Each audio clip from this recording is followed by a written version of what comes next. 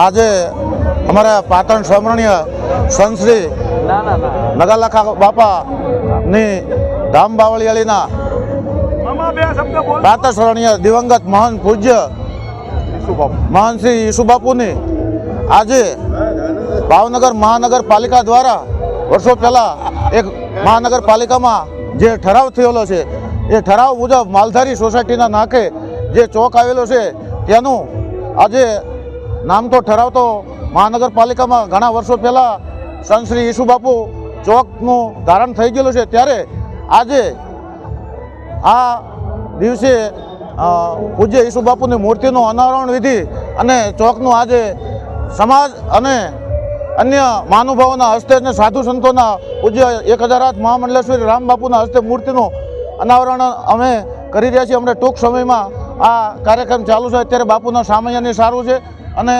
સંતો મહંતો અને સમાજના પ્રતિષ્ઠિત આગેવાનો ભાઈઓ બહેનો અને વડીલોની હાજરીમાં આજે પૂજ્ય સંત શ્રી ઈસુબાપુની મૂર્તિનું અનાવરણ કરવા જઈ રહ્યા છે. તો હું ભાવનગર મહાનગરપાલિકા ભાવનગર સત્તાધીશો જેને પણ આ સંલગ્ન જે મદદ કરી છે એ બદલ સર્વનો હું નગાલાખા બાપા પરિવારના સમસ્ત ભરવાડ પરિવાર વતી આભાર વ્યક્ત કરું છું. ખૂબ ગર્વની લાગણી અનુભવું છું.